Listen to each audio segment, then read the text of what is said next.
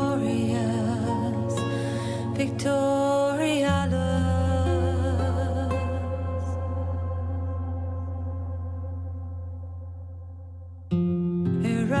Erastus, Necessitas,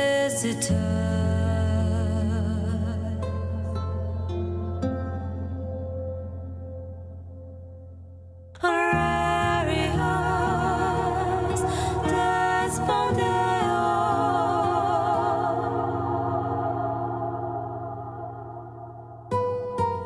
Spiritus Omdomio,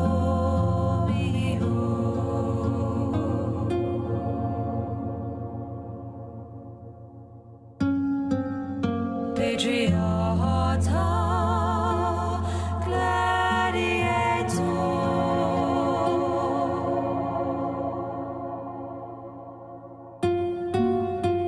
Offictio Homentor,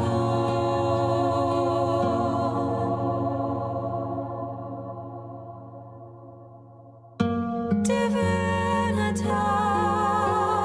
Salutaris,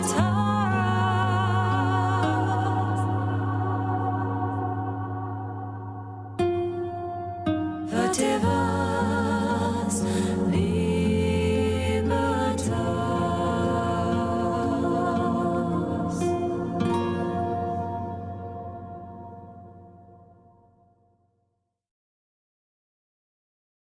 Alrighty, how are we all tonight? Doing well?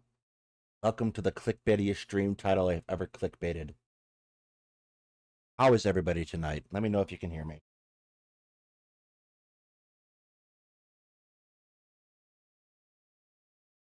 Everybody having a good day? Remember to call your dads. Haven't remembered to call your dads. You've remembered to call your father figures. If you don't have a father figure, disregard this message.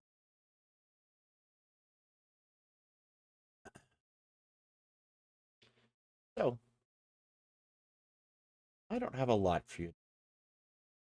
best to kind of hop right into this.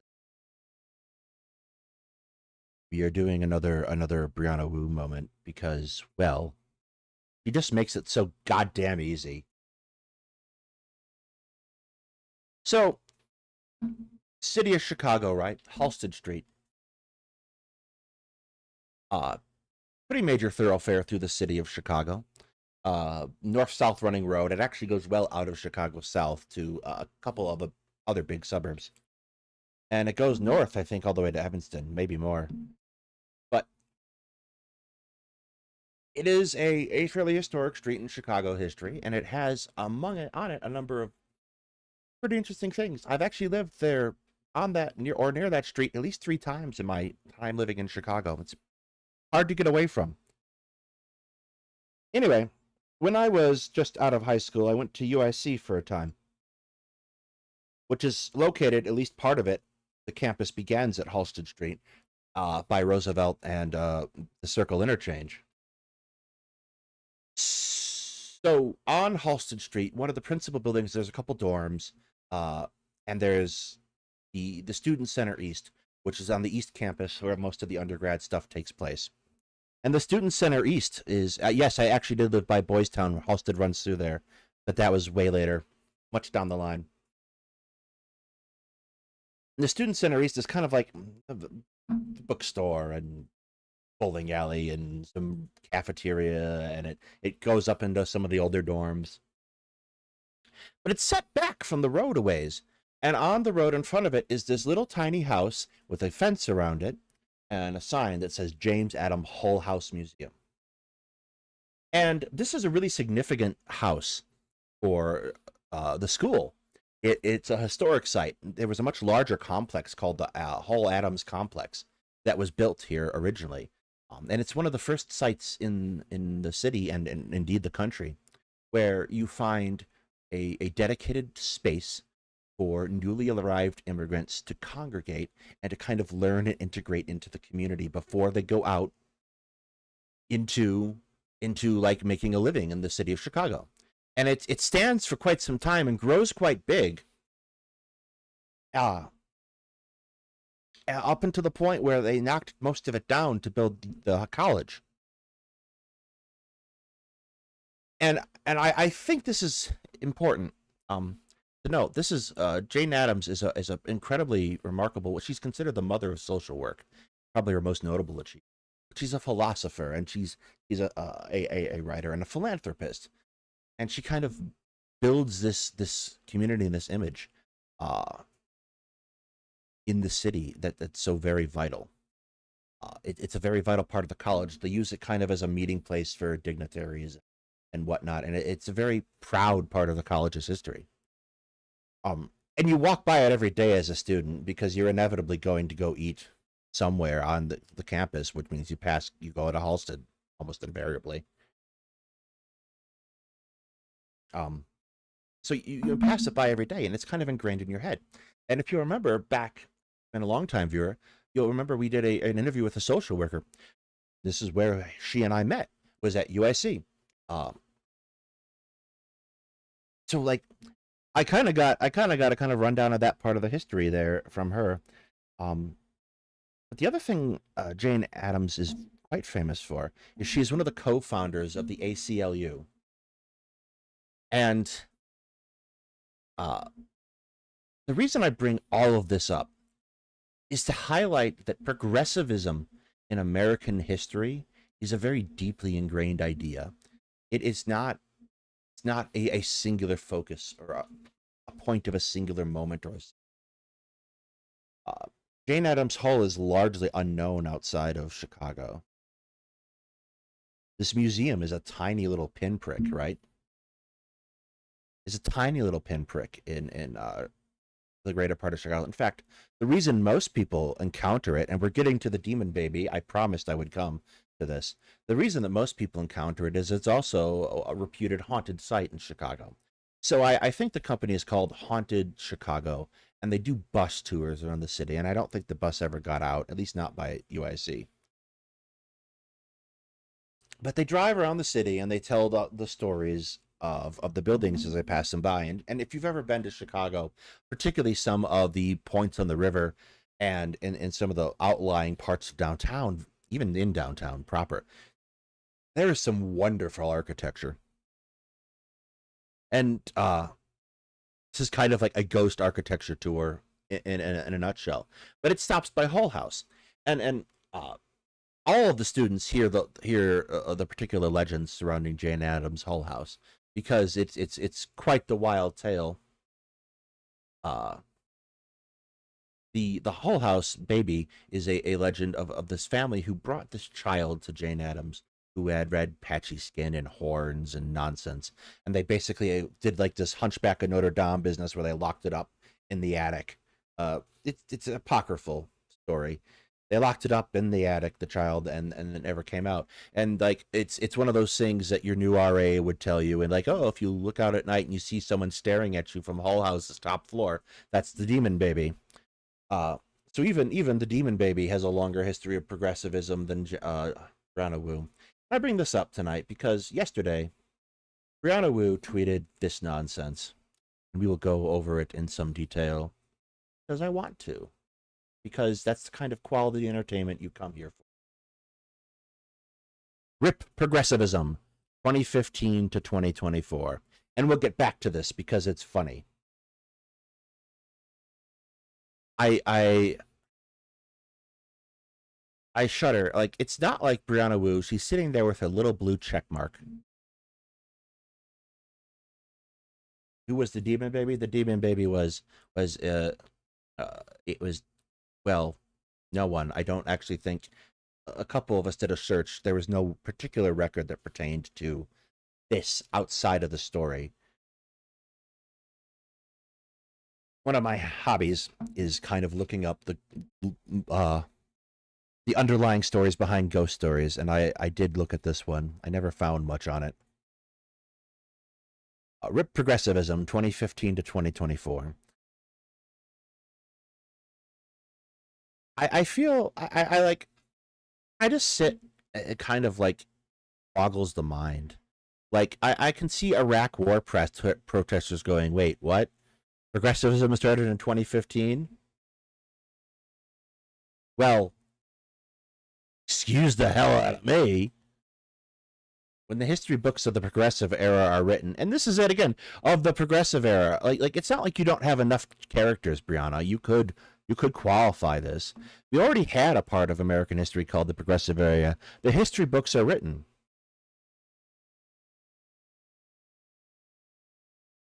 The Sanders campaign will be the first chapter, and the Watermelon Freaks will be the final chapter. I presume she's talking about people who support Palestine in various ways. We were a quirky but well-meaning political movement that started a push for universal health care and better treatment for minorities. And like so many other things, but don't mind that. The problem was we never came up with any mechanism to regulate our worst ideas. Here's my first problem. Who's we? Like, who's we? Are we going to sit here and pretend that there is some kind of overarching governing theme of progressivism? Some kind of governing body? Because it's not really the case. Like, there are progressives of a lot of different stripes with a lot of competing ideas. Like, put 15 left-leaning people in a room and you'll probably get 15 very different ideas. So I think the first problem here is she needs to log off, because the best thing I can say is that she is overcompensating what she sees online as indicative of real life, and that's not the case. Abolish the police is a great example of what? I don't remember anything in the 2015 to 2024 period that was abolish the police. I remember defund the police, and I think that's a bad slogan.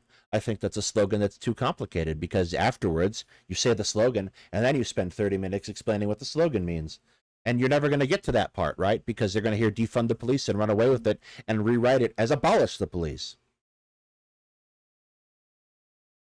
Or when corrupt Black Lives Matter leaders were literally stealing $30 million Using the name of George Floyd, we didn't want to hear anything about it lest we be accused of being racist. Well, if you heard about something, that doesn't mean you're going to be accused of being racist, first of all. Second of all, it's really telling. It's really telling that the person who worked for Trent Lott's first two examples are examples that are largely born out of the modern civil rights movement.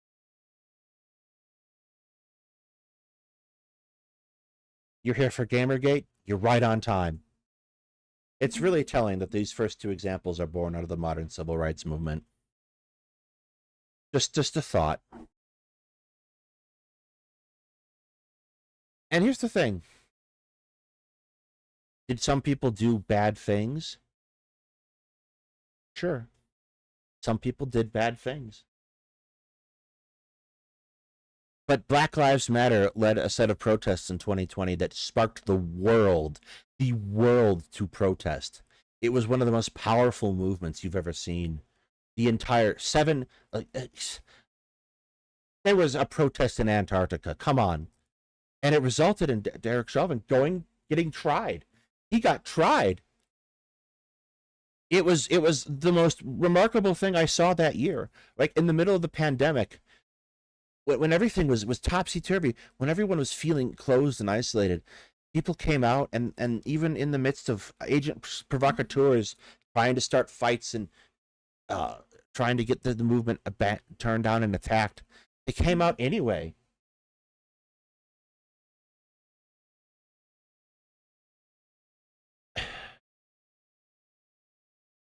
It was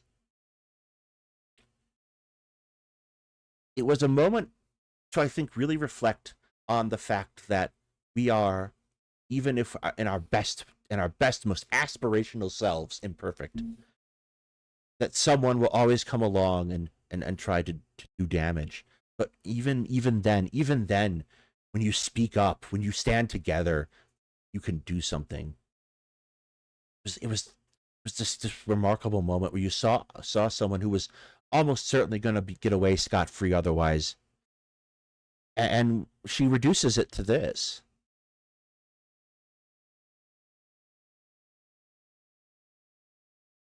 This is obscene. These are hard conversations to have, and some people won't have them in good faith.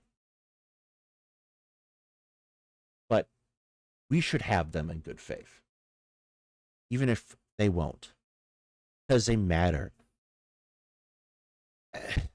Thing I feel so strongly about, where I think I depart from a lot of people in the space where they kind of have a negative view of action.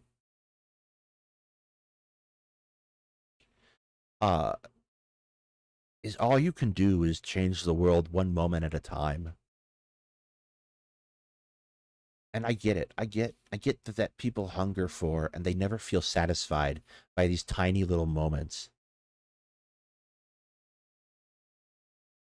But that's the name. Progress comes in inexorably and agonizingly slow steps to those to whom it matters most. It will always be agonizing, but it will come. And it's important to remember when people try to pull this bullshit that they just don't want you to speak out. If declaring your gender with no medical transition, I see we're back on the trans medicalist stuff that she claimed she isn't, and walking into a woman's locker room seemed absurd, it would avoid a lot of headaches just to be silent about it. Credible progressive leaders like myself were socialized into saying silent. First of all, who is following Brianna Wu? No one. Here's the thing about leadership. Let's go back to my time at UIC, which is also where I participated in Army ROTC. You know what? I showed up on the first day of Army ROTC in college, and I was fucking nobody. On the last day of Air Force Junior ROTC in high school, I was a commander. I was one of the top 3 cadets in the school. But I was nobody because I had to start over again, because I had to prove that I had what it takes to lead. You have to do the work to be a leader. You can't just walk into the room and declare yourself in charge.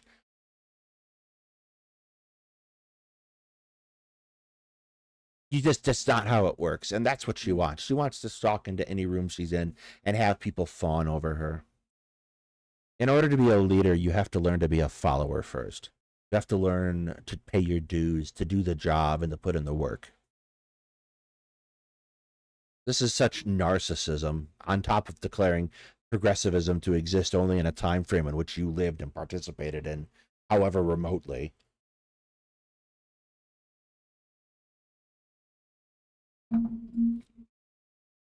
Credible progressive leaders like myself were socialized into staying silent. That's a mighty difficult process there, Brianna. You were socialized into staying silent. And like a dementia patient, I'm glad we're taking swipes at Biden today, however unfounded they may be. The movement became more and more untethered from reality.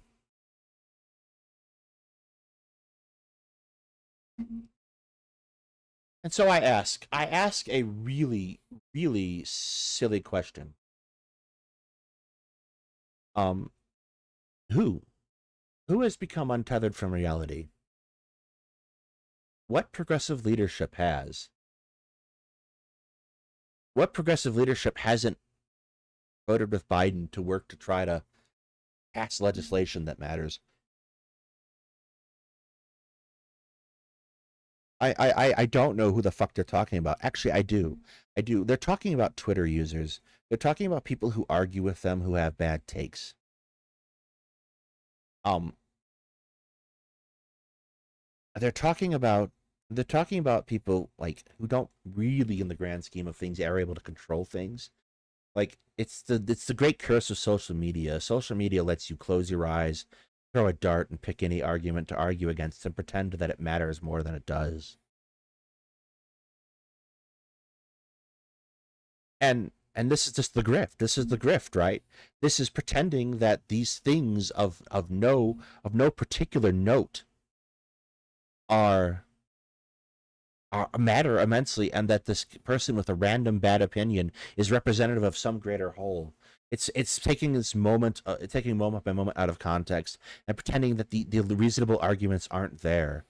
And it's not because you're defeating them or making things better.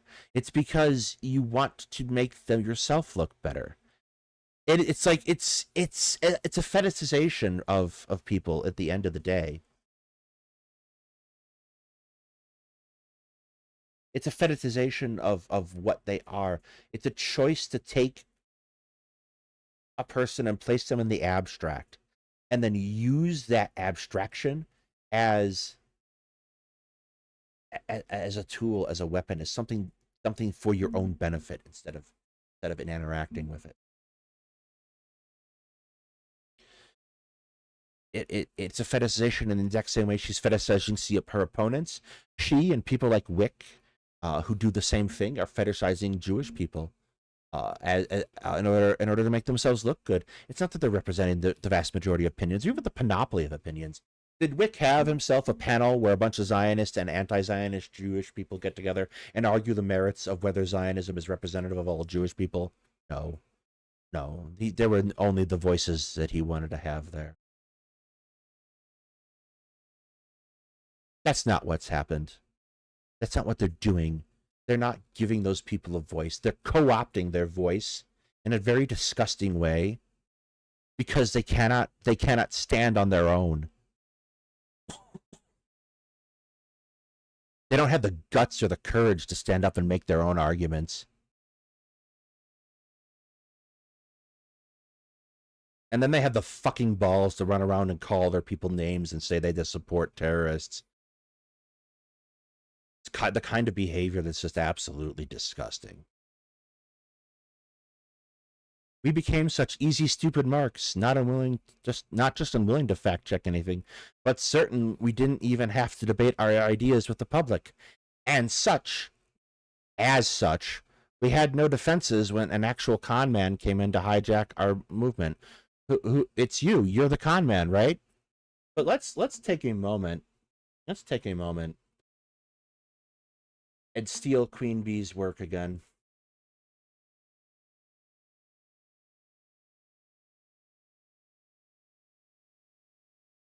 This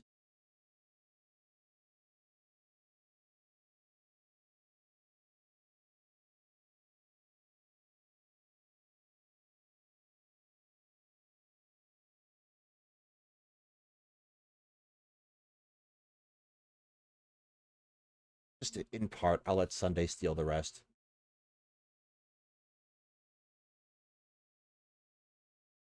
This is from DGG Reddit, and I am not a prolific Reddit user. If you found my account, you'd see I've posted like 4 times in 10 years.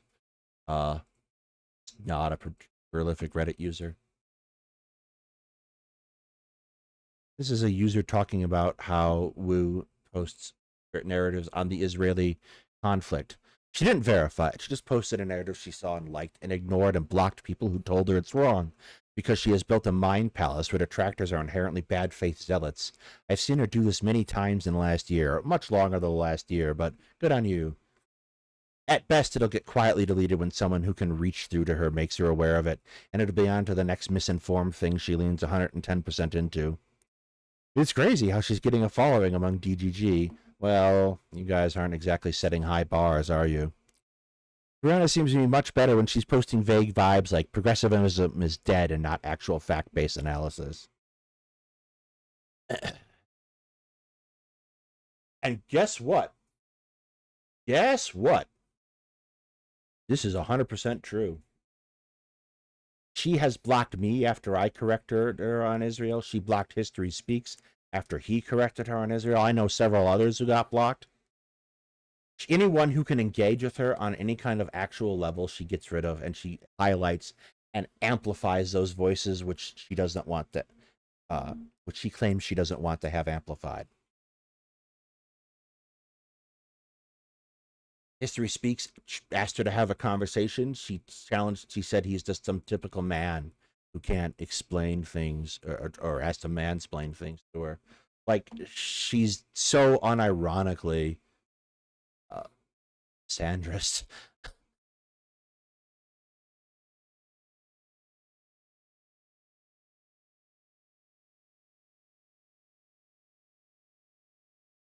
We become such easy, stupid marks, not just unwilling to fact check. This is all a confession. But there's something to a little bit of this, right? And we've talked about this a couple times on this channel. Funded by Qatar, Russia, and China, foreign anti-Semites took legitimate criticism of a war and turned it into a full-on war on Jews at home. No, they haven't. Guess what? You know who's principally responsible for most of this? Virtually anyone but the people having these discussions. The campus protests probably would have passed unremarked if Zionists hadn't called so much. These protests are incredibly useful for them on a particular level because they can take individual examples of protest and they can blow that out of proportion to the greater whole of the conversation and say, look, they're all anti-Semites who want to destroy Israel, when plenty of people have turned around and tried to have really reasonable conversations. I was talking with Commander McMillan today. You might have seen him on our show previously. He often accompanies us for foreign analysis of conflicts. And he said, it seems so unreasonable that we have only two sides in this conversation, destroy Israel or destroy Palestine, and there seems to be no middle ground. And he's right. Those are the only two conversations get heard. Manipulation of social media has been one of the most profound things I have noticed in the set of the last 2016 on is kind of how I started seeing. And it was there before. It was there before, and it was predicted too. I sometimes want to get into, and I don't want to go down the rabbit hole, but I do. I sometimes want to get into the rabbit hole of Metal Gear Solid 2. Because it's a 20-year-old, it's a 25-year-old game, 23-year-old game at this point. Spoilers for Metal Gear Solid 2, gang. The following action of Metal Gear Solid 2 involves the characters learning that this entire game situation is a test of a system to control public perception by manipulating events. And they talk about the accumulation of bullshit on the and how this accumulation affects discourse, and how there is a concern that if there's not a directed discourse by the villains of the story, that it will destroy the very fabric of the country and leave them unable to control it. And it's a really fascinating bit. You should go back and play it if you have a PlayStation 3. It's been ported over to PS3. Fun stealth game. Metal Gear Solid is a very profoundly well done series, anti-war series. And that, like, I sit and I had this like freaking realization one day. Holy shit, Kojima was like basically 100% correct in this case. Like, he gets out there a little ways sometimes with his genetic stuff, but this was pretty well on point. Israel's existence is such a perverse thing. I mean, the rationale that they use is, yes, absolutely. The fact that they the methodology of it is incredibly perverse, I think. One of the principal things I think that's worth talking about in a lot of cases of like, basically we focus on the racism of a lot of particular problems of the past and not necessarily on the result. So a lot of pogroms, for example, in Eastern Europe are noted for, like, they drive out their local Jewish population, etc. But the other thing that happens is that property gets snatched up. In a lot of cases, you'll see this here in America. The indigenous population of the United States was largely driven out of their homes in order to take their land. This happens extensively post the Civil War, where you see people of color driven out by eminent domain where they're not given full market value. In fact, the only time we really start to give fair market value for eminent domain seizures in the United States is when the interstate system comes in, and the vast nature of the system and its location requires us to basically start knocking down houses in majority white suburbs.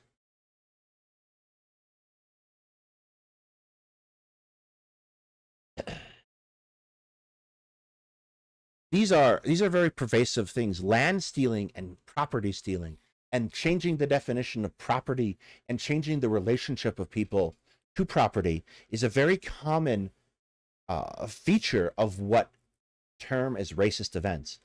And a lot of times the racism comes kind of as a justification. Like, for example, I would say some of chattel slavery formed by the Middle Passage and the Atlantic slave trade is just changing this relationship. We're taking people who were previously considered themselves free, putting them in the bondage and making them property. And then we're taking them away. We're sending them to a faraway place. The racism is bad, don't get me wrong, but it's almost secondary to the primary part of enriching someone. It's about changing and creating power structures and enforcing them through property rights. I sound, unfortunately, kind of like a cross between a deranged libertarian and a Marxist here, but bear with me and there'll be rich rewards. And Israel is very much the same thing. They took advantage of land deals and the relationship of ownership to the land to buy it out from under the people who were living there. And to take it for themselves. And the rationale was, well, my ancestors lived here 2 millennia ago. Okay, and I'm living here now. And it's an internalization. Zionism is in and of itself, and this is why I don't accept the argument that Zionism is just there should be Jews living in Israel and Palestine. It's more than that. It's so much more. It is an internalization of the same attitudes that foster colonialism in Europe and across the world. It absorbs the attitudes of the age it was born in, and it places them forward. It is one of the last surviving it's the last true surviving European colonial project in every sense of the word.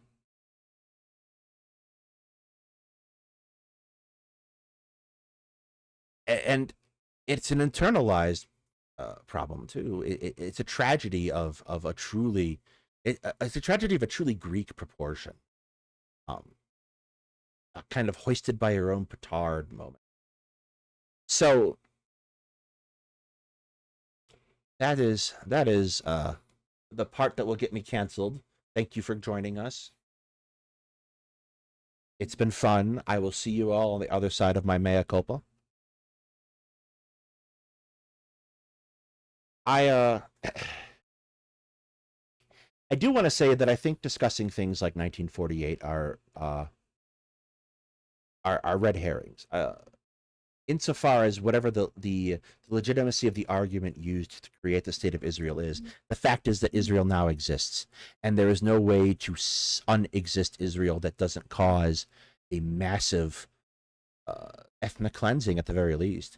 And if I'm going to make the fundamental argument that the ethnic cleansing of the Palestinians is wrong, then I would make the same argument that the ethnic cleansing of the Israelis would be wrong.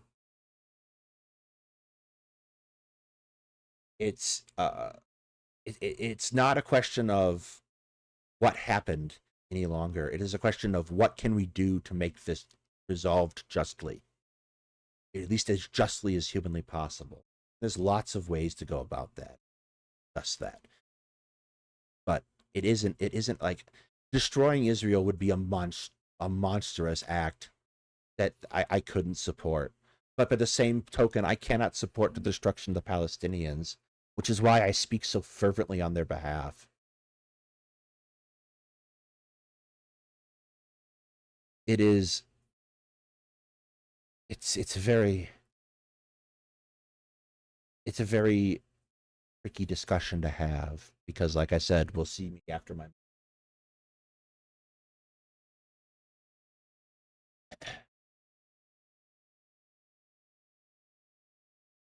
They formed an uneasy alliance with Islamists. I'm still not sure who that is, and promised that self-immolating our own country would be the solution to all our problems.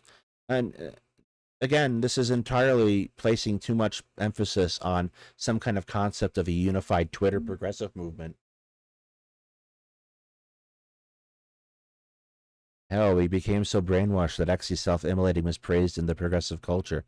Like, some people, again, had bad opinions, but most people I talked to kind of didn't. Like, everyone was really uncomfortable that I talked to about Aaron Bushnell. Like, we made bad jokes. A lot of us, particularly those of us who sit in the kind of outer ring of, like, military history defense commentators, were like, making really bad jokes. Mine was, oh, yeah, you'll see hot pics in bio, and it's just Aaron Bushnell. That one's going to get me canceled, too.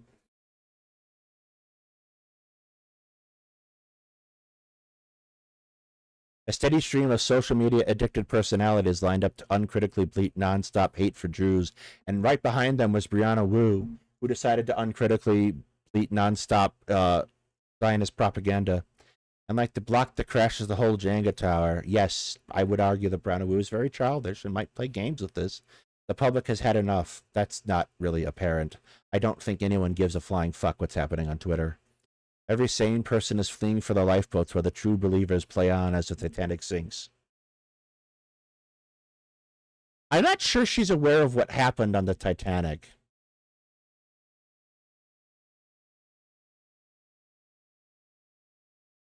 But that's another story for a different day. Also, actually a family story for us too. I am, by marriage, related distantly to the first officer of the Titanic, who was on duty the night that the ship struck the iceberg.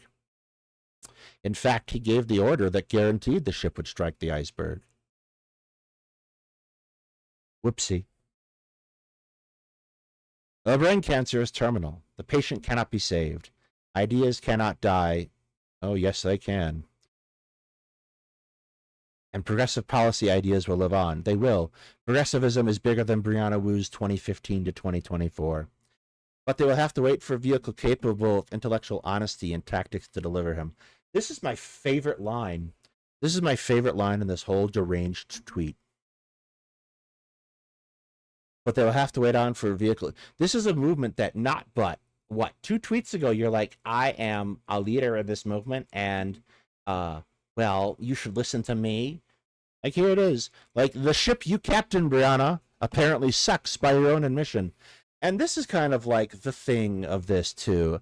Like, her language is really interesting.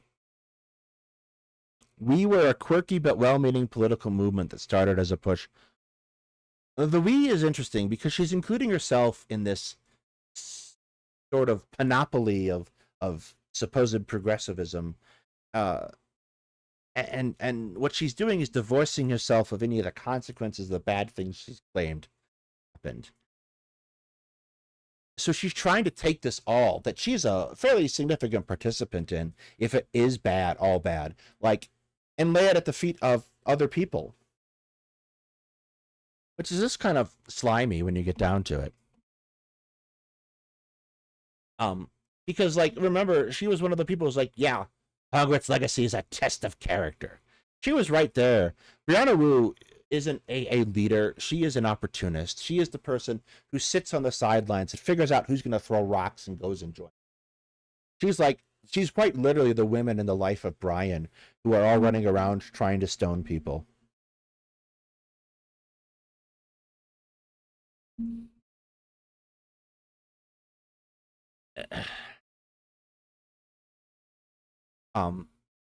So, like,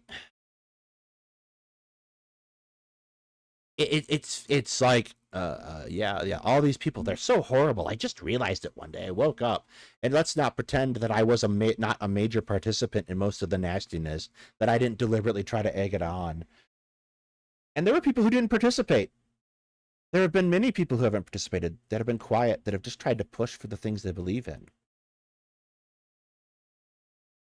But nope, they all get tarred with the Brianna Wu feather in order so that she can aggrandize herself. And then we come to this nonsense. This is a after-the-fact tweet where someone tries to get her for talking about the movement starting in 2015, right? I am used to intellectual dishonesty on Twitter. That's fair. You are probably one of the primary spewers of it. But this is one of the more intellectually dishonest than most, or this is one of the more intellectually dishonest than most. That's weird. Movements go in phases. For example, most academics think third-wave feminism lasted from the 90s to the 2010s. I think current American mainstream progressive movement started with the Sanders campaign. There's a good argument it started with Gamergate, but I didn't want to say that because it felt too self-aggrandizing. Well, that's one thing. But, like, this is bullshit. Total bullshit. Look at the principal tweet. Why is that one up?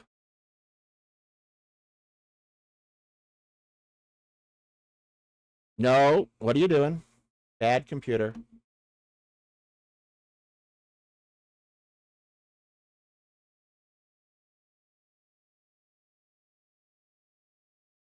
RIP Progressivism 2015 to 2024. The erudite shit is still in my folders for work. That's quite the thing. It's not like Brianna Wu hasn't paid for Twitter Blue and has all the words she could possibly want to type. So right here, movements go in phases. For example, most academics think third-wave feminism lasted from the 90s to the 2010s. Third-wave feminism is a particular moment of feminism. It is a highlighted moment of feminism by the nature of the name third wave. It is distinct and used to mark out a particular part of the intellectual tradition. These things are named such so that they can be easily identified in conversation with mostly academics. But you find this throughout much of history. For example, when we talk about Jefferson, the Jeffersonian Republic, we use the phrase Jeffersonian Republicanism to denote it from other types of republicanism that came after. She could have typed some kind of the Sanders Progressive Movement 2015 to 2024 RIP. She could have typed anything. She didn't do that. After the fact and after she'd been made an embarrassing locale, she tried to pull this shit. And here's the thing. Progressivism as America is a deeply rooted thing. It runs back to a little house on a street in Chicago and a little woman named Jane Addams. And it runs back to men like Theodore Roosevelt. And there are thousands of examples of progressivism. And this is a pretty goddamn smart audience. So if I started naming off things that were a result of progressivism, progressive thought in American history, you'd recognize them. Like the reaction to the Teapot Dome scandal. You'd be like, maybe for a second, oh, what? And then go, oh. Because you guys aren't WIC viewers. You're two guys talking history viewers. So you know better.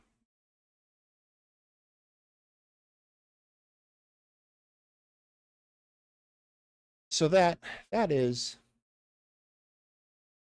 Progressivism is bigger than anyone who ever takes part in it. It is us as a people, as a group, trying to advance ourselves, trying to make ourselves better than we were yesterday. And it's bigger than Brianna Wu, despite the fact that she's a giant egoist who doesn't really lead anything.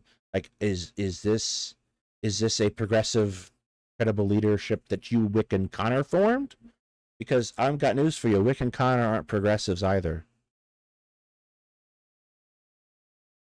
Progressivism is bigger than all of us. It will continue on well past Brianna Wu. It will survive the Israeli attempt to stamp it out.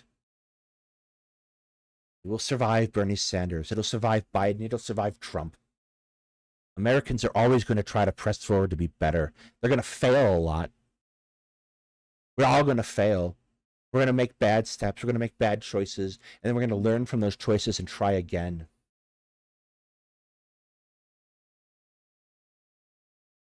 And I'm going to keep doing that, irrespective of whether I get hit for it, whether I get it from the left or the right for it. I'm going to keep trying to do better every day. Because I know this isn't about me. This isn't even about anyone I care about. This is about every one of us.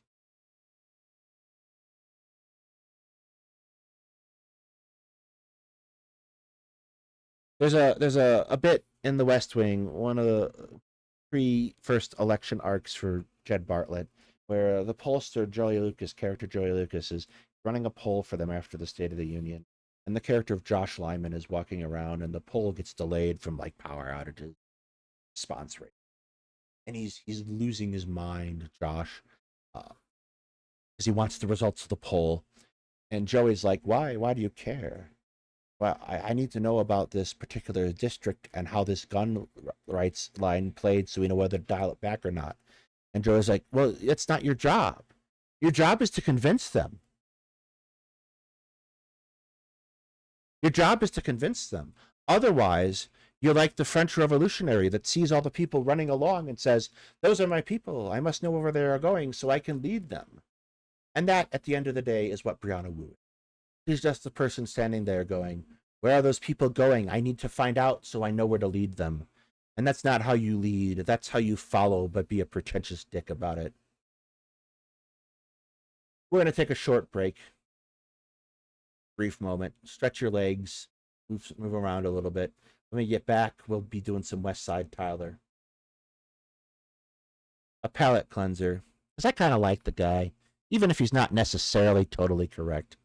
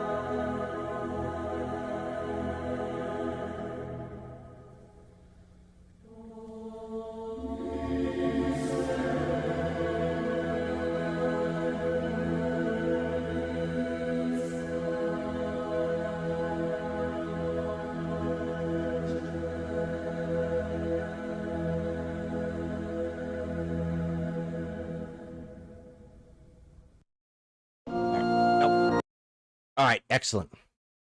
We are back. Can everybody hear me? Can everybody see me? No one should be able to see me. Well, I guess the picture counts. Anyway, just to give you your money's worth in 2 segments tonight. Let's take a look at Westside Tyler. And are your favorite lefties' bad takes alienating everybody? There's nothing else. Literally not another drop. There's no insight. There's no policy knowledge. There's not even like any sort of connections. Just first off, I see Tyler has met Brianna Wu as well. Have been doing that for a long time and never stray from it. Just say, oh my God, you're right. Whatever the thing is of the literal moment that's happening, that's the mildest hot take. Yeah, that's like the most obvious intuitive response to this, and it's crazy people aren't being intuitive. Congratulations, you cracked the code. Literally, you can start this now. Just do it. I assume he brings this over from his horror channel. I love it. I just love this introduction. He shouldn't change it. Tyler, keep this, please.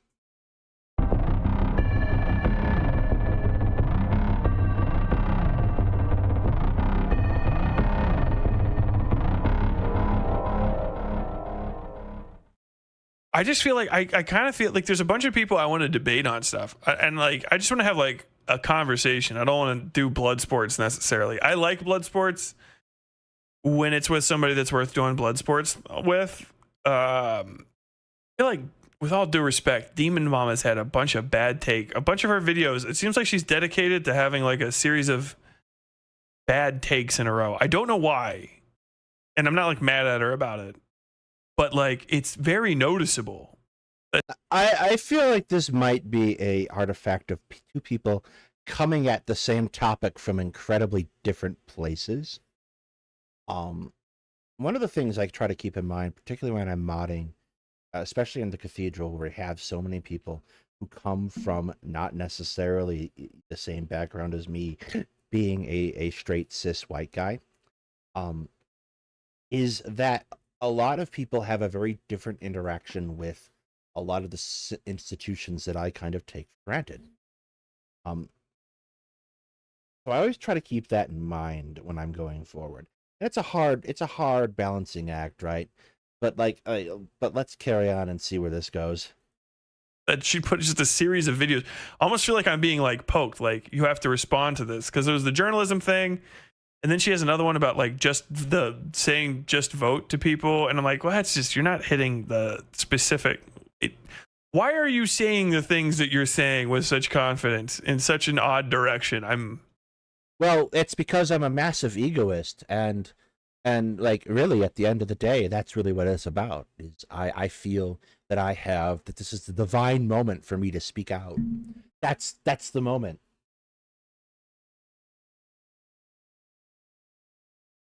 Come on, you want to talk about it?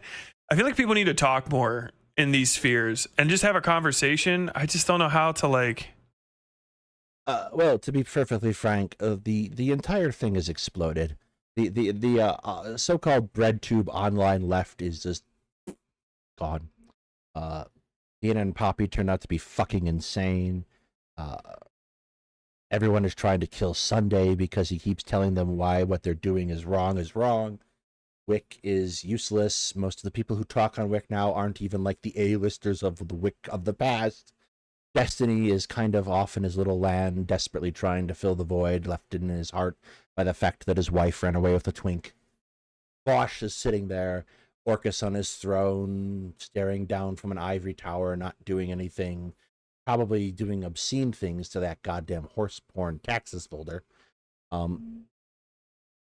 It's just the whole online left is kind of fallen apart because there's not much of a reward for interacting with a bunch of people who were not necessarily that committed to the cause to begin with, and are now just desperately protecting their little fiefdoms. Get it going. Demon Mama is hit or miss with her takes, IMO, but she comes across to me as coming from a good place, unlike some other internet lefties. I know, I think that's the issue. I can end on that because I kind of want to get into it. I think Demon Mama goes with her gut instinct too much.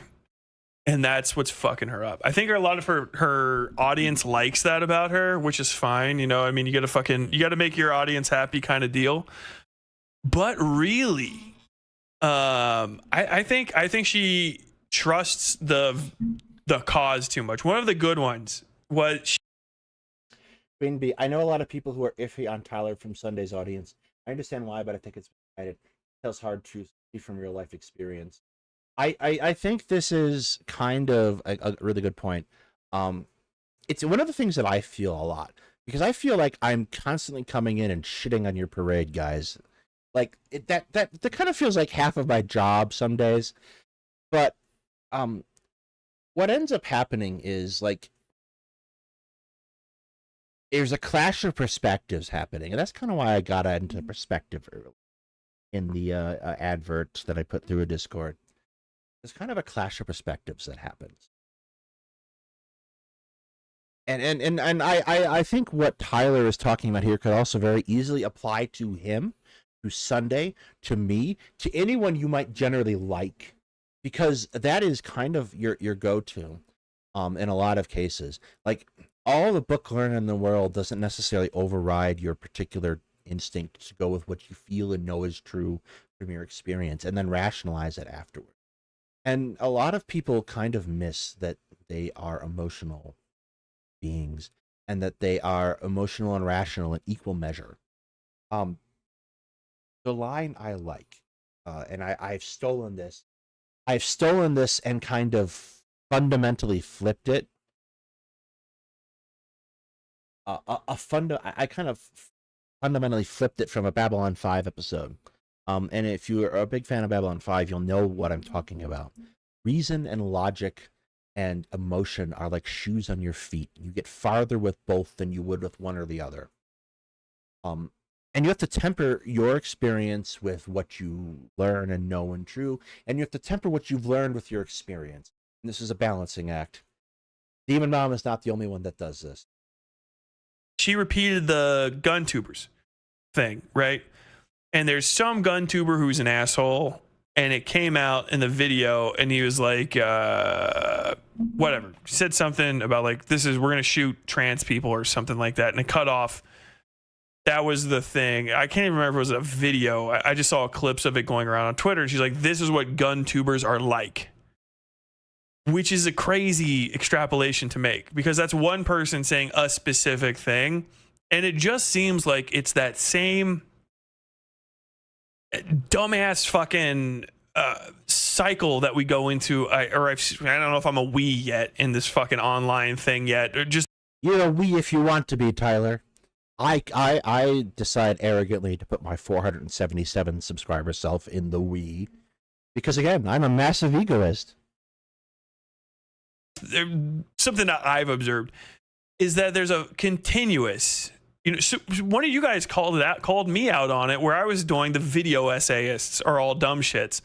And then you're like, Tyler, but how many video essayists that are bad can you name? And then I thought about it, and it was like literally DJ Mule, Noah Samson, sometime. Estelle, I'll do the journalism thing another night. Tomorrow we're doing the IDF October 7th stuff again. I don't want this content to conflict with the IDF content. I don't want them to be in the same goddamn stream, so we're not doing them in the same stream. We're taking a break from that so we can deal with this relevant thing with Wu first, and then we'll get back into that. But we'll talk about the journalism thing a different time, because I don't think he's wrong either. And then like the lady that called, what was that song? Stealing Tyler's content time, stealing Tyler's content time, because I can. Shark Zero slur, and then like two other people, but they're all in the same little crew. It's just a little cabal of like non-entities that all make the same content. And even I had to go like, well, fuck, I guess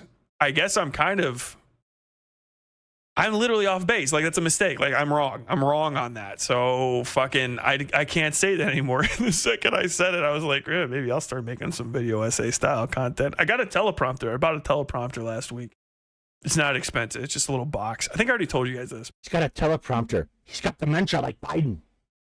But I think it's that same cycle again, where you're purposelessly alienating a subsection of the internet that might not be politically opposed to you entirely, because one of them gave you the bad vibes and then immediately everybody else, I guess, wasn't calling them out. And I think a bunch of this is fallout from In Praise of Shadows, who's a fucking idiot. If you were like, I think In Praise of Shadows is cooking here, for a fucking second during that video, you have to do some internal, like some introspection, because he fucked up that entire thing.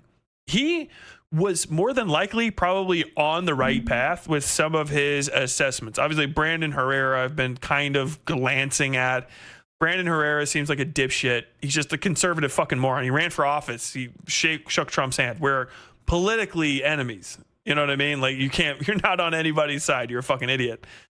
But the thing is when you do this, let me explain why this is bad. All right. One guy is bad. He's observably bad. When you say the guy that's bad is bad, you are correct. When you say the guy that's bad and all of the people around him are bad, if you aren't provably correct, then you're wrong.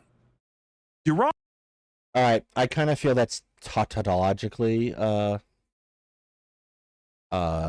correct, but like bears some explaining. There are people in the United States of America who like guns. Perfectly normal, everyday folks. In fact, given the propensity of weapons to exist in the United States, over half of all small arms in existence are here in this country. Most of the people who have guns are just normal people. I know many of them. However, there are some people who have guns that are kind of fucking nuts. They're the people like, I'm going to use these guns to stop the tyrannical government. And of course, you never see those guys actually dealing with government tyranny. Like the state of Florida, for the month of June, outlawed the use of colors on lights for bridges, so that, or at least specific colors, so that the only colors that they could light were red, white, and blue. And this stopped them from lighting their bridges up for pride. You didn't see anybody marching down with their assault rifles to defend the freedom of expression necessary to have pride, did you? No. Ferguson, you saw a bunch of people going to Ferguson with guns. Were they there to help the protesters being attacked by the cops? No.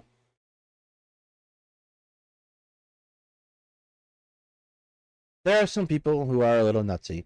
Every once in a while, get guns content in my shorts feed, and I'll look at it, and you'll see this guy. Like, I saw this guy with this device where a fixed magazine AR, which I believe is how you buy AR-15s in California, where the magazine doesn't detach from the rifle the same way it would for a normal model. Talking about a speed loading item for this. Basically a stripper clip, and you feed the bullets into the magazine well through the ejection port of the rifle. Yeah, that's exactly it. It's a stripper clip. And he uses the phrase, well, you were talking about our friends who are behind enemy lines in California. Like, dude, go touch grass.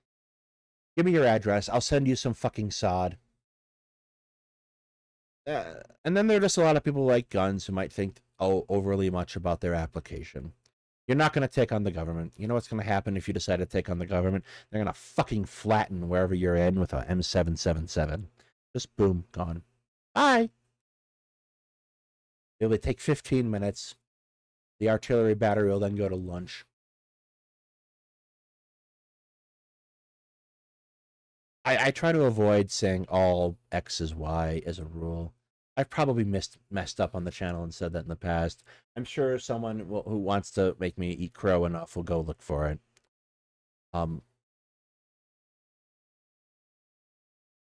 Generally, as a rule, avoid that entire concept, right?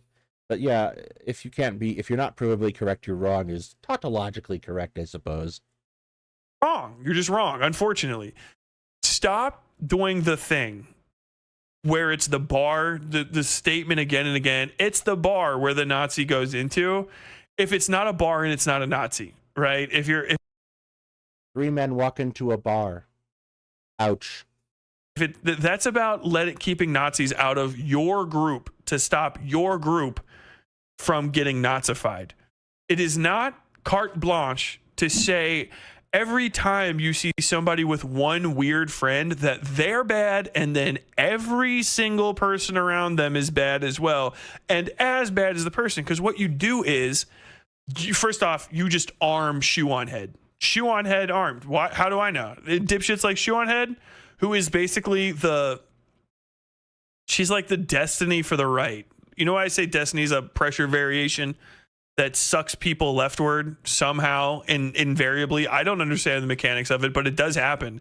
Shoe on Head is the opposite. Shoe on Head is a fucking rightward pipeline type person. She really just is. Or even if she doesn't do it, she is a person that will recategorize people as being on the right using tricks like this. Basically, you say, hey, all of GunTube is on the right.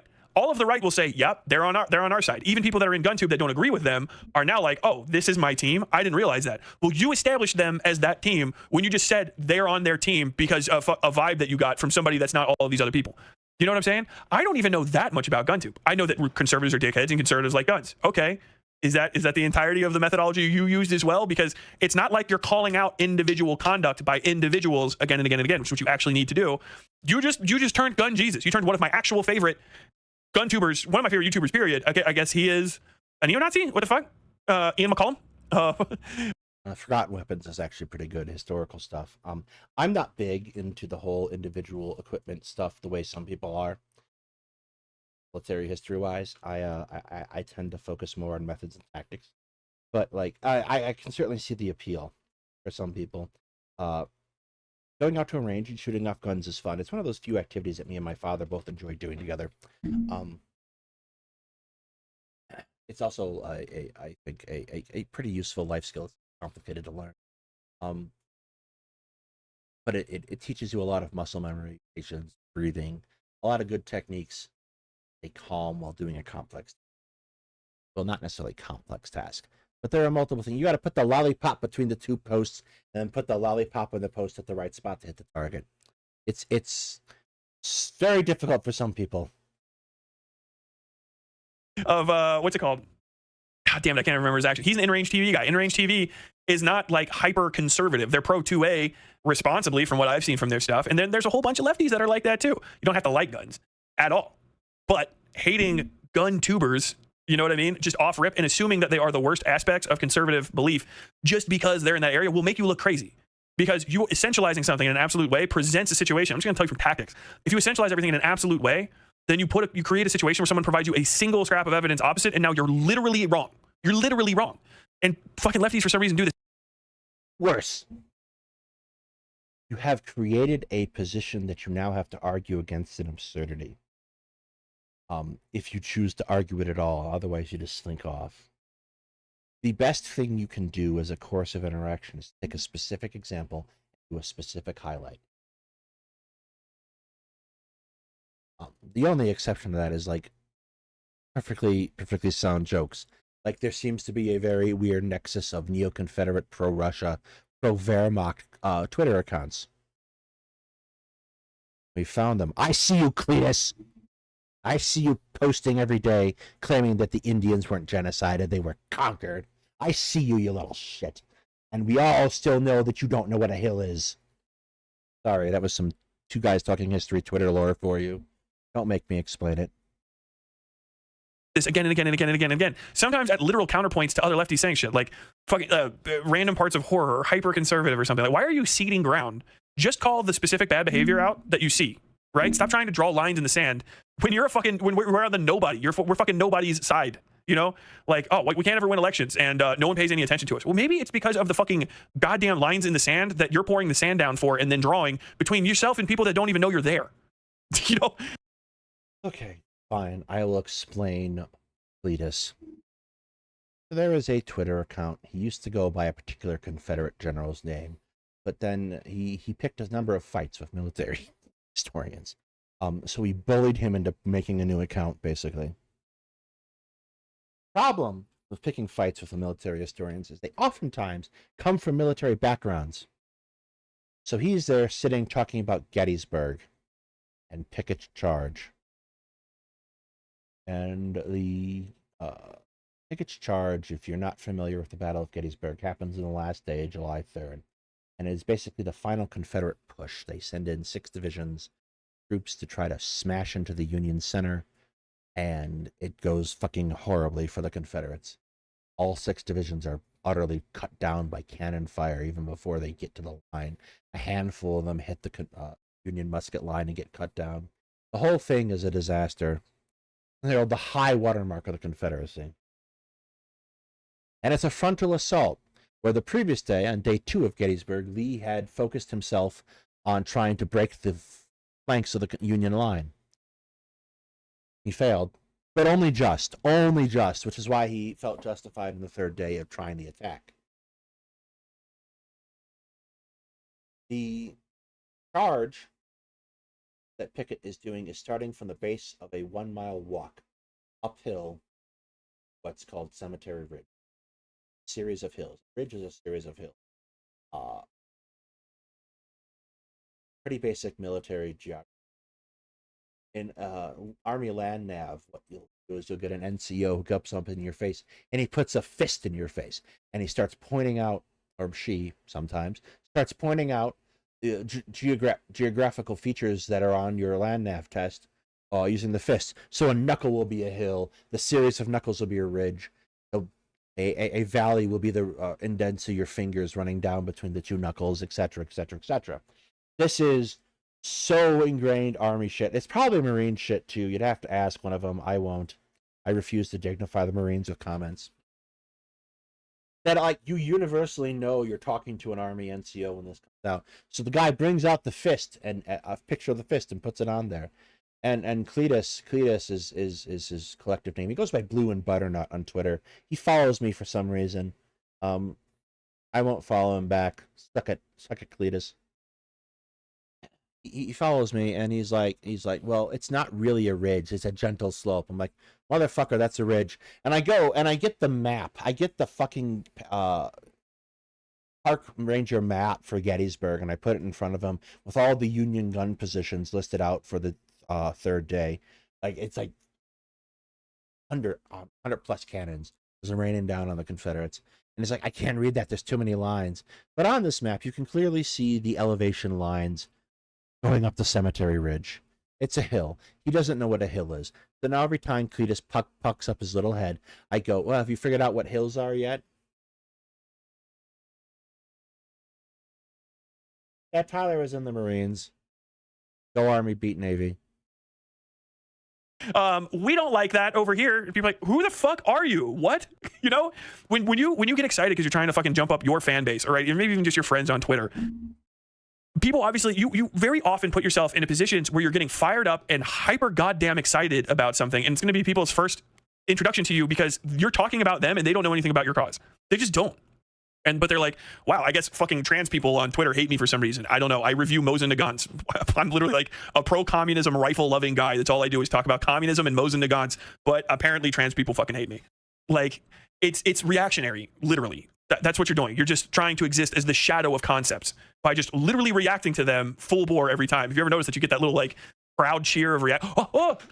If you ever feel like you have a bunch of fucking seals clapping for you and people aren't really reacting with what you're saying, you're probably not stimulating the part of their brain that's thinking a bunch. You're probably just getting reactions, which is, I don't know, probably a whole thing that's bad that we talk about here and there. Wait, what's up with Ian McCollum? Nothing. Ian McCollum is based. Gun Jesus is still fucking cool. Everyone loves him. Demon Mama said that he's part of the bad guys. Demon Mama said that gun tubers are bad. She said that gun tubers are like the gun tuber that said the thing that's bad about LGBT people.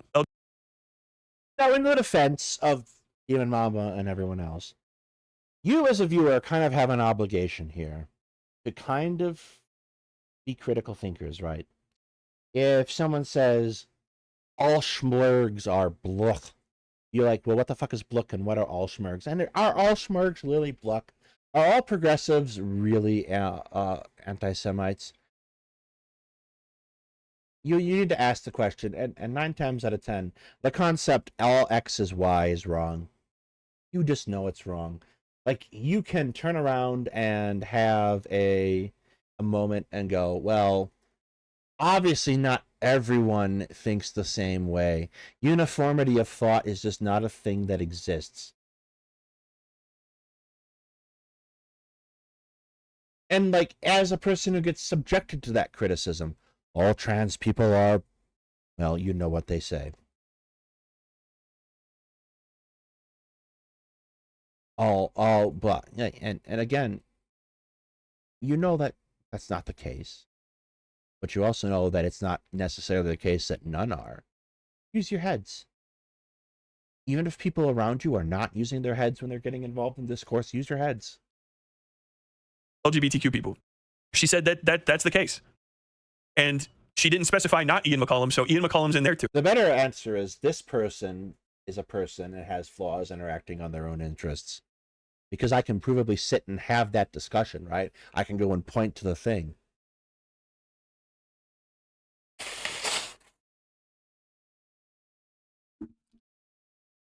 I've avoided superb wholesale criticism of most parties here, with like exception of very generalized category. And I make a very conscious choice to do that in most cases. Because it's a very difficult place to get to where you are in a position where you're right when you say all X is Y. Too. So apparently Ian McCollum is transphobic. And wants a trans genocide. Which is... Well, you're right. In a certain grain, it is totalizing. He's trying to totalize in the other direction. I think the particular problem is, again, all X is Y is kind of a hard thing to escape. So, by the way, I know it's literally not what they said, but you have to extrapolate shit out. I get called out on this from like the Vosh-ite area. Like, why are you nitpicking all the time? And like, it was driving me nuts. I kept hearing the word nitpicking, which means he must have said it at some point, or someone in his periphery said it, and they picked it up like the little fucking lint rollers they are with ideas. If there's any better. Now here's kind of the thing, Tyler. You're kind of doing it right now, man. My brother in Raw. You're kind of right there. You're edging on the line a little bit. Description, and this is no offense. It's just like it happens. I was in Vosh's audience for a while too. They are lint rollers for philosophical terms that no one ever defines for them, or like just even sometimes argumentative terms. They're like a series of Tony Sopranos hearing a word and then repeating it in half wrong context for the rest of the episode because he thought it sounded cool. Nitpicking. The concept a lot of they're describing, I realize it was epiphany, in bed epiphany. I'm one of those guys. I sit in bed and I consider the philosophical ramifications of what I say and what people are fucking responding to me. I'm very often wrong. I'm very deeply flawed. I'm too upset all the time, and I'm sorry for how insulting I can be. I'm apologizing for someone else in the other room who has told me that I have to be nicer.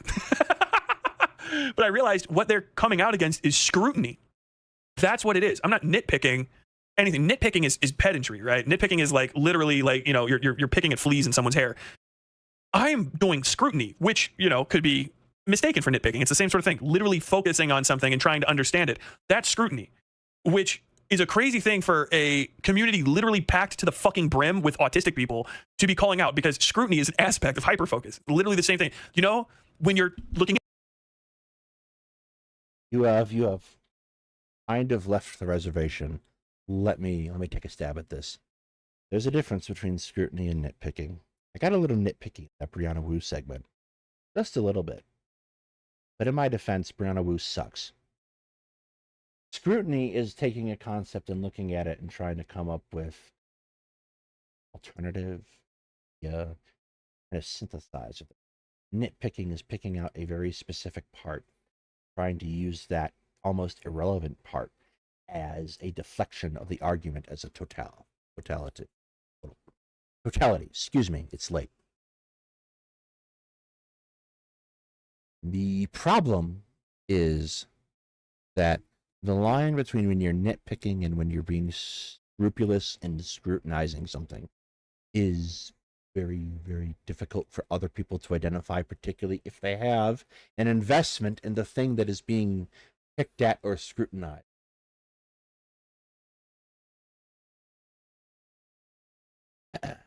The concept of people, and I will say that some people do this, they pick up words and use them. If I see the word ontologically misused one more goddamn time, I'm going to lose my goddamn mind. ontologically is a branch. The ontology is kind of related to metaphysics. You cannot be ontologically evil. You are not metaphysically evil. You are evil in the here and now. You are very physically and viscerally evil if you are evil. I'm sorry. Tangent. Carry on. At your gunpla? Am I calling anyone out? You know when you're looking at your gunpla and you're saying, I think that the laser score on this right armor hit piece should be at this angle because I believe when the fake battle that never happened and he was shot at by a Zaku Mark II or whatever the fuck, it glanced I'm going to be embarrassed by this, but what the fuck is a gunpla? off his gauntlet right to the right of his pinky and then bounced down through this thigh armor piece, and that's why this scoring is at this angle. But you're staring at it. You know when you're staring at your little gunpla and then you go, this is the proper angle. This is, and it needs to be right here. And then if I put this little bit, it'll look like the paint's blistered off of that. That is scrutiny. You're scrutinizing something. That is what scrutiny is. When I'm when I'm focusing on something, I'm trying to understand it. That is scrutiny. Nitpicking is when someone else picks up your gunpla, right? Or your Gundam or whatever. And they go, I just don't really know about this color white. Why did you pick this kind of white? Is this even the shade of white? Nitpicking is not understanding. I'm gonna try to relate this to something we do. Warhammer. Guess what? I don't care what you did if you're a little kid sitting at the table or you're a guy doing. I'm gonna come by and tell you fucking cool because it usually does. Because that is presumably the best you can do right now. One day you might do better. One day you might do better. But your model right now is fucking cool because guess what? Painted models are cool. An hour a day keeps the gray away. What you're looking at, but trying to pretend like you do really is the case by criticizing things that are observable, by literally picking at nits, by instead of seeing the whole of something, only seeing the fleas on it. This is the difference between nitpicking and scrutiny. Don't let yourself get tricked by people saying shit like that and saying, well, he's just nitpicking. Is the person ignoring the... There's also a bit where you can strategically call something nitpicking in order to try to dissuade an entire argument. This is what happens to Sunday a lot, and why Sunday would benefit from being much clearer and more concise when he decides to criticize people. Whole for the piece, or is the person trying to understand the pieces to understand the whole? That's what I'm trying to do.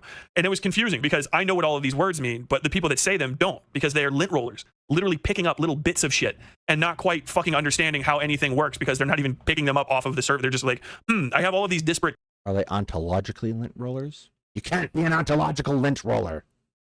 ...concepts and ideas that I've heard this guy say, this little internet streamer baby. Why do they not work for me? Why can't I put them together? Certainly it's not his fault because he's rich. It is literally where you always go back to it. They always, well, he's rich and he has a lot of viewers and people watch him all the time. So therefore he can't be wrong. So how can I solve for X?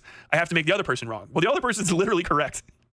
So I have to literally create an additional non-variable that will permit me to solve for X. I have to create a literal intangible non-variable, and that will be this thing that he said that one time that I picked up off my lint roller, nitpicking.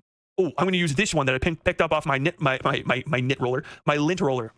He's being dishonest. I think if there were knit rollers, there'd be a lot of very happy people who could get the knits out of their hair. I'm going to pick this one from my lint roller. He is... Let's be frank. If there was a knit roller, a chimpanzee would have invented it. Doesn't believe... After going to war. ...in what he's saying. And so I can add this additional variable, and now I can solve for X.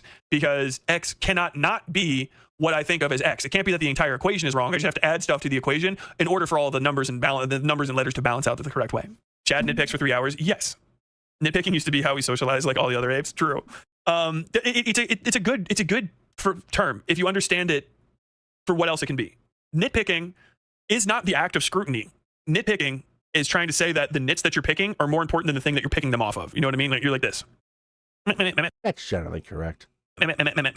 Literally like touching like something like that. I don't know about this. I don't know about that. It's the same nitpicking as the lady that's at the grocery store touching every fucking tomato and putting them all back like she's even going to cook anything with these fucking things that's going to be better than ketchup. That's nitpicking. Scrutiny is an aspect of that. A nitpicker will be, God, that sounds almost racist.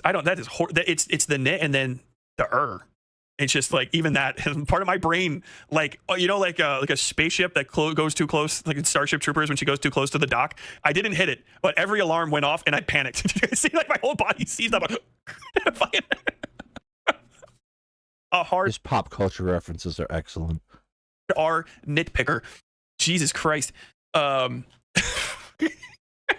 Dude, if I was ever in a debate, first off, my wife would come in here hitting me with shit if I said a fucking slur. But second, God, my whole body would see. You probably would actually see me fucking die on screen. I have like nightmares about accidentally. I would never do it. You know, it's the call to the void stuff where you're like, what if you just jerked your wheel going 80 down the freeway off of the side of a bridge? You're like, wow, that like caused my whole body to flinch. I don't know why that happened, and I would never do it. But like the possibility of doing it, you know, if you had a dream where you're like, dude, I dreamed last night that I drove off a bridge. Like last night I dreamed that I was like, I didn't even do it. I don't even say that shit in my dreams. Like I just like, you just have a dream where you live the repercussions of something. Aren't those horrible? Like, and then I'm just like, now I'm here in the same sort of situation, and then like the word syllables happen. Like, also, Vox is, are you obsessed? It seems like the cousin to Rev Says Des, Holy Projection Batman. True.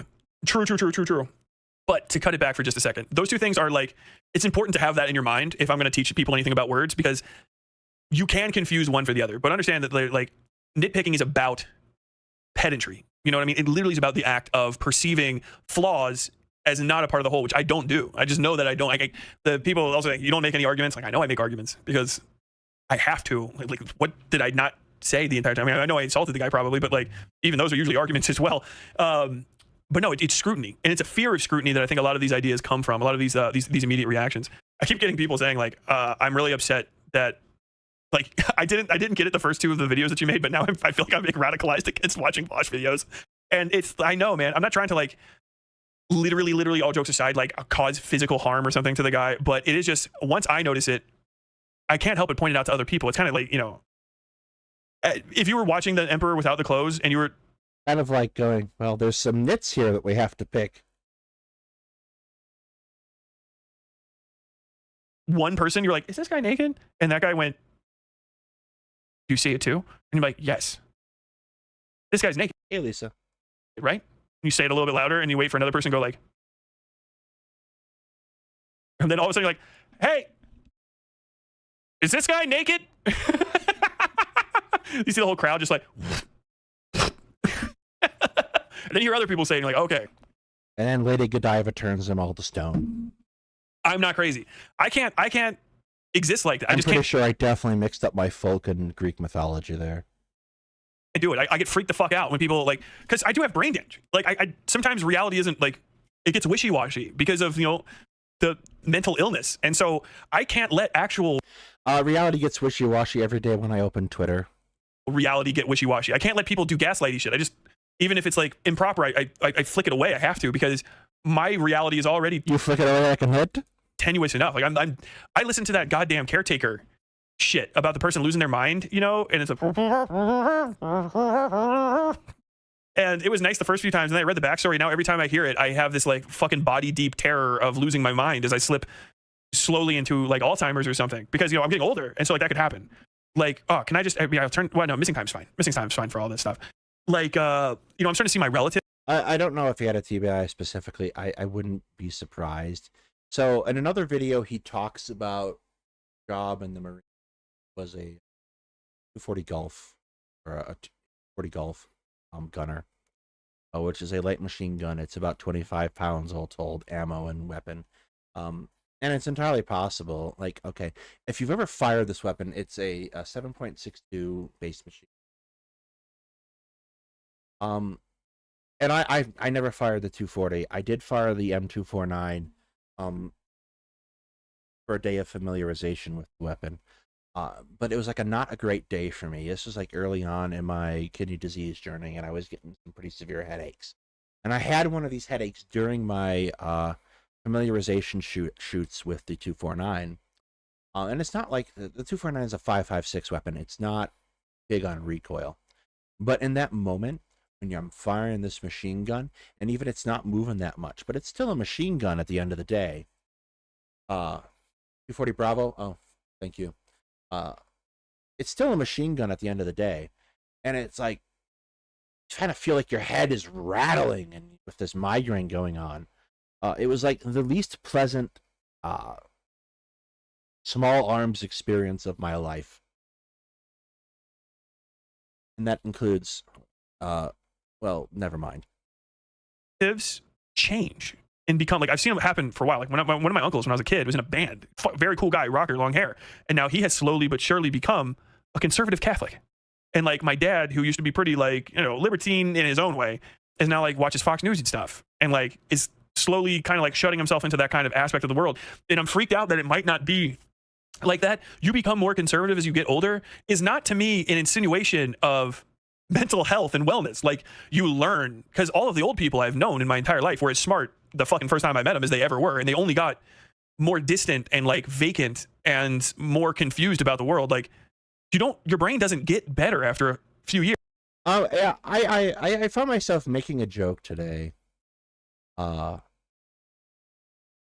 high school history teacher and I still talk on Facebook. He puts up memes mostly. He used to talk a lot of politics, but stopped doing that. He puts up memes, and the particular meme, and I'll read it because it was pretty good.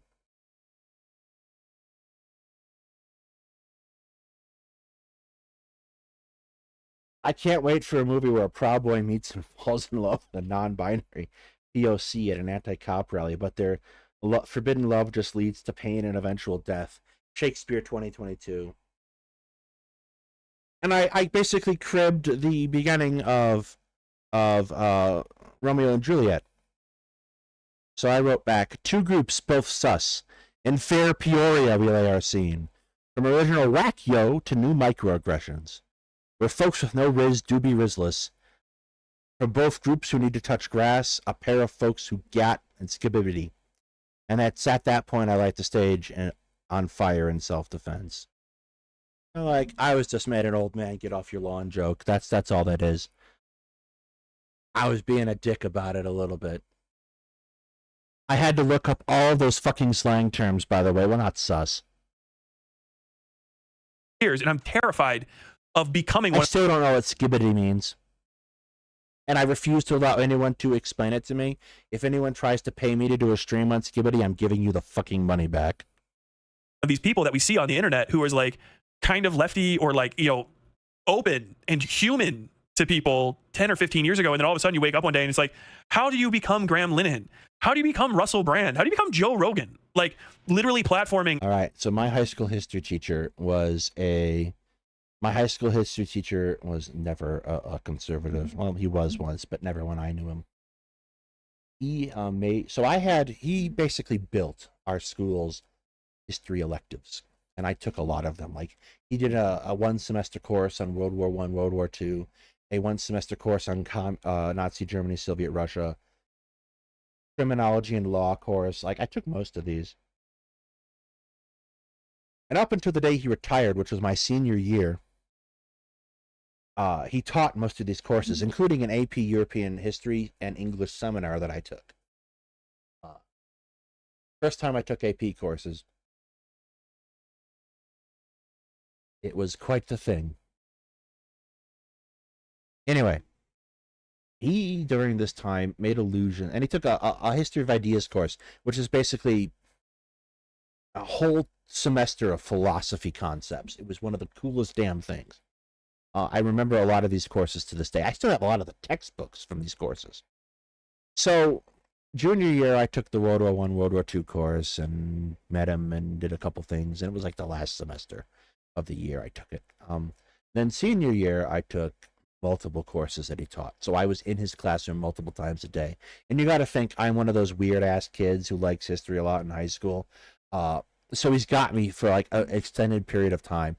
The seminar class, the English seminar, was a English history seminar where you did the English class in one period and the history class in the next period.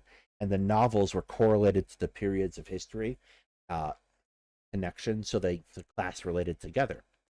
And then you took the AP tests at the end of the year, both English ones and European history. So you're in there for 2 periods, then I'm in there for another period, and then I'm in there for a third period for various things. Poor guy has me for like half of his workday, his retiring year. And like, he had already planned to retire, but if he hadn't, he would have. Because he had Hetman too. The other half, So when he leaves the last day in seminar, he's going and he's off. He's in Hawaii now. He's never leaving Hawaii. He's just going to be there, having students visit him in Hawaii. Day or something. He's told me to come out there when I better. I'm considering it. He gave away all his neckties to all the male students. I still have that damn necktie.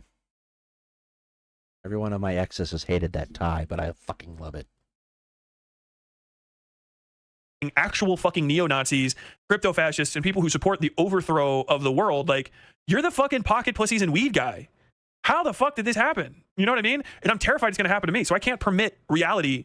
I can't permit other people to see. Don't worry, Tyler. Me and Sunday have a plan. If that does happen to you, we'll do the honorable thing. Reality for not what reality is around me, or for people to think that it's okay to treat me like that, because I want everyone to be, if I start losing my mind, I want everyone to be nice to me. You know, I want people to say like, no, it's not like that. And for them to provide me the kind of arguments that will convince me. Like, with all due respect to somebody like Demon Mama or Vosh or Xander Hall that are like big on this space, that are arguably on my side, I would rather be around one of them than, I mean, you know, I don't think I would ever want to be around Xander Hall. Ever. Just a weedy little shit. not really. But like, if I had to choose, then like anybody on like the EFAP podcast or whatever the fuck, you know what I mean? Or anybody like Grums or something, you know, if it was somebody deciding like how to treat someone else that was kind of like losing their minds, I would rather be on their side. But I'll still feel like I'm fucking losing my mind if you can't describe reality in reality's terms. It would just make me feel like I'm losing. Yeah, that gets into the other thing of my high school. Like, I was a pretty goddamn obnoxious kid. So the history of Nazi Germany, Soviet Russia class, and like this is one of the ones I didn't take with that particular teacher. It got handed off to one of the new teachers, right? And the new teacher kind of had a lot of different ways of doing things. He had a couple tests that come up during the class. And prior to doing the tests, he had review games. And there were 3 tests throughout the course of the semester. The first test, the review game, and whoever won the review game got extra credit. So the first test, the review game, my team got the extra credit, largely due to me. So the next test, the review game was everyone in the class versus me. I got the extra credit, and then he gave it to everybody else as a consolation prize. For the third test, I was not allowed to participate in the review game. I just had to sit there and twiddle my thumbs for a period. I was that asshole. Grip with myself even faster. Even if you are saying all the things I want to hear, like I still wouldn't trust you. You know what I mean? I'm from the horror world. If I ever have a moment where I'm like, I feel like I can't remember the last 20 years, and this is the first time I'm experiencing this. If I walk into, you know, soft diffuse white light and lab coats world, everyone's like, no, everything's fine. Everything's fine. And we're like, all right, well, I don't know if you guys know this, but Tyler wakes up. He's in a cart on his way to Helgen. Oh, good. You're awake. I'm going to probably stab someone here before the end of the night because we're doing fucking Shutter Island rules. Oh, but that's pretty much it. I've seen older people counter that ideology. I think as people get older, it's harder to embrace change plus lead. I think so too. I think it's literally just the world gets upset and you just get Well, that is a good answer, really, when you get down to it. That Flint water got us good. closer to dying. I think you just get scared. And I think being scared, and I think maybe your mind's starting to go, those are all just really stupid, and scared is like the fucking seedbed for fascism. It's really what it is. And I'm afraid I'm going to get stupid and scared one day, and I don't want to. That's pretty much it. I don't want to turn into like a lefty reactionary fucking... Demon Mama calling out Jeff Tiedrick is the funniest thing. If you guys don't know who Jeff Tiedrick is, he's like a Twitter reply guy back when you had blue checks and stuff. His daughter is Katie Tiedrick, who is a webcomic artist and NASA engineer. And Katie Tiedrick, I can't remember what it's called off the top of my head. Someone can say it in chat if you want. Katie Tiedrick has the best video game comic ever. Ever. Hold on. The best video game comic is The Last Days of Foxhound, a Metal Gear Solid comic. It's still up. I'll look it up real quick. You still get points if you post it. Awkward Zombie. Awkward Zombie is the best video game webcomic that has ever existed. Bar none. Better than Penny Arcade, better than Control Alt Delete, better than all of the other... What's it going? Apple Geeks? You guys remember Apple Geeks? Nobody remembers Apple Geeks. You want a dark one? Here's how, if you are 34 at most, 34 to 39, maybe 40, I'm going to say a word right now that will send you on a death spiral. No one else will know, but if you were in high school, basically from 2000 to 2005-ish, and you played video games or watched anime, I'm going to say this word, and it's good. It might actually... That's a little off. 34. I am 35. I graduated high school in not Ven. Okay, maybe it's not necessarily that far off, but you're a little outside the realm there. Cause literal fucking mimetic damage. Mega Tokyo. Unfortunately, I know VG that. Cats, yeah. You guys want a deep cut? You gotta get deep cut. VG Cats ain't shit. You want a deep cut? How about Exterminate Us Now? Warhammer 40k furry video game webcomic. Exterminate Us Now. By Brits, by the way. By British people. It's a British comic. She was a Warhammer 40k furry what? I don't want to see this thing. populist. She doesn't have an ideology, but she knows how to reach people. Yeah, she just says that you're right. She was entire people like she was a genius. She knows how to dude. Shu literally just says, people, you are right, and people are crazy for being mean to you. That's Shu's entire thing. That's why fucking Vosh probably liked her for 5 seconds. Is she probably talked to him in a DM and she's like, you were completely right about this, and it's crazy that people were mean to you. If you actually boil it down to that, that's all of Shuan Head's content is either you were right and people were mean to you, or it's just a slight variation on that. It is you were right and it's crazy that people don't think you're right, and that's it. Shuan Head's Shuan Head is a lot like Brianna Wu in that she takes outliers and pretends that they are examples of a greater whole. Very much so. Which is a really easy grift at the end of the day, which lets you do this you were right and people are crazy to be mean to you thing really easily. entire content cycle is confirmation bias for idiots, and that's it the whole time. Like, it's crazy that she's still around. Like, she just like blows fascist dudes and then does confirmation bias content. It's crazy that people don't agree with the way that you think, and you were right. Unimonia is not a fascist, he's a Catholic, which is almost as difficult The whole time. I don't know why people don't understand that this is crazy, but it is. I can say that I was Catholic. That's the entire that's it. Put on makeup, be mid. Look, I'm gonna say it. I was an altar server as a kid. I was a lector as a teen, and up until the point when I finally decided to skidibbity out of the church, such as it were. We had a bunch of people put on dresses every Sunday and pretend that gay people were bad, and I'm like, dude, what the fuck? Like, why are these dresses white?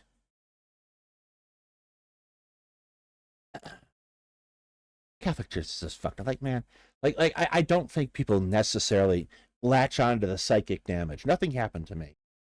Let's just be clear up front. However, like, one of the visiting priests that would come to the parish I went to as a kid eventually fucking disappeared because he got accused of being one of those priests.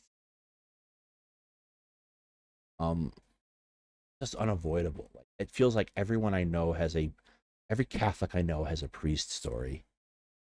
And of course they all don't, but like, it's just what it feels like. Like, everyone has that, well, there was this one priest. Like, God damn it. How does it happen? How the fuck does that happen? And it's like endemic. Like, this guy was principal priest for a Catholic school.